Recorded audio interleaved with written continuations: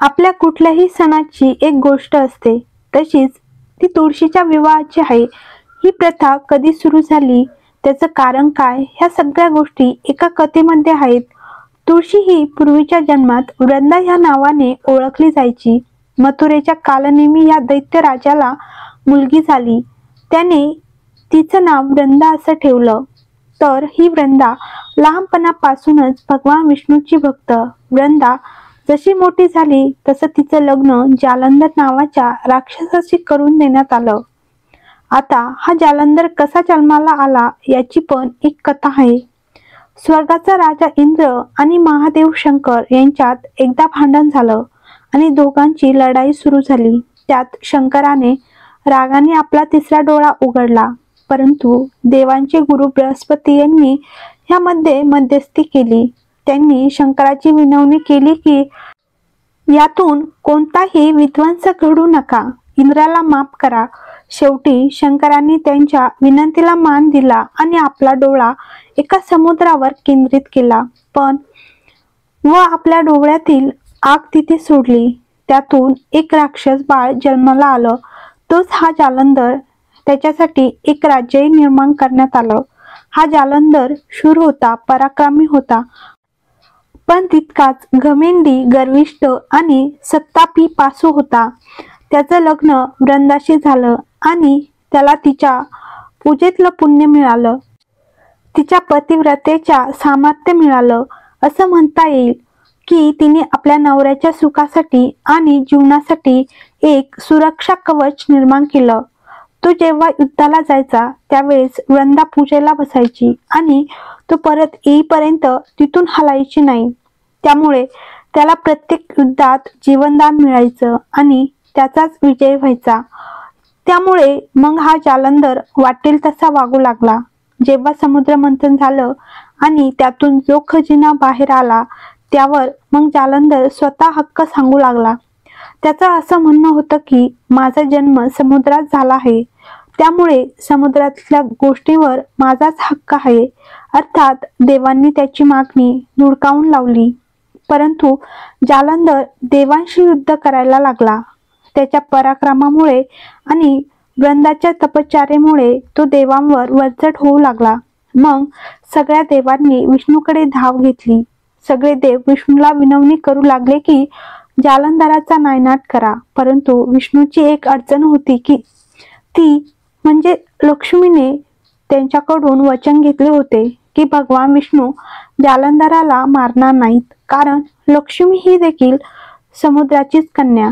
त्यामुळे जालंधराला ती भाऊ समजत होती. भावाचा वध आपल्या नवऱ्याच्या हातून होऊ नये असा तिचा उद्देश होता. त्यामुळे भगवान विष्णू देवांना मदत करू शकत नव्हते. याचा परिणाम हाच झाला की शेवटी युद्धात जालंधराचा विजय झाला आणि जालंधर हा स्वर्ग, पृथ्वी आणि पाताळ या तिन्ही लोकांवर राज्य करू लागला. यामुळे देवांना पळताभुई थोडी झाली. मग सगळ्या देवांनी नारदाला मदत करण्यासाठी साकडं घातलं. जालंधराचा वध कसा करायचा याचा एक दुसरा पर्याय देखील देवांनी शोधून ठेवला होता.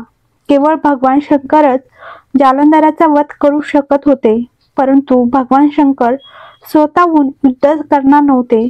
म्हणूनच शंकरांनी युद्ध करावं यासाठी देवांना नारदाची मदत हवी होती.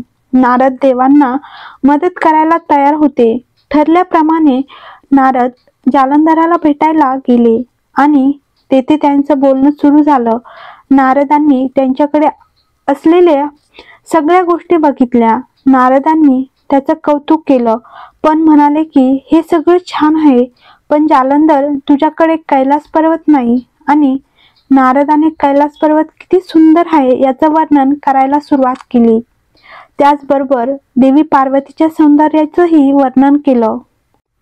नारदाचे ते सगळे बोलणे ऐकून घमंडी जालंधराला वाटायला लागलं, जगातल्या सगळ्या चांगल्या गोष्टी आपल्याकडे असाव्यात, कैलास आपल्याकडे असावा आणि पार्वती ही आपली व्हावी.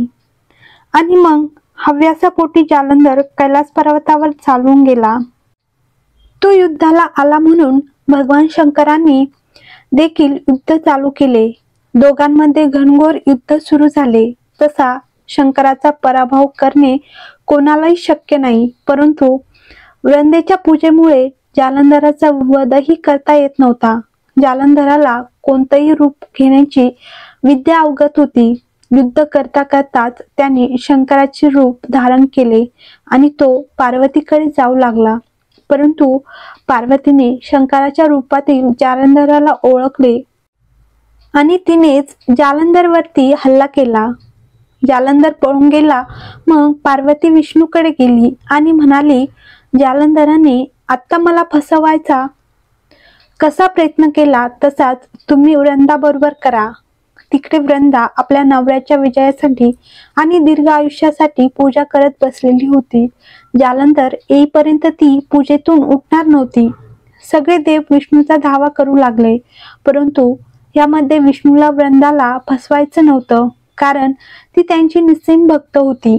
परंतु तिकडे युद्धात जालंधराची हार होणे देखील गरजेचे होते. म्हणून मग शेवटी देवांच्या विनंतीला मान देऊन विष्णूंनी जालंधराचं रूप घेतलं आणि ते जालंधराच्या राजवाड्यात वृंदा पूजेला बसली होती तिथे गेले.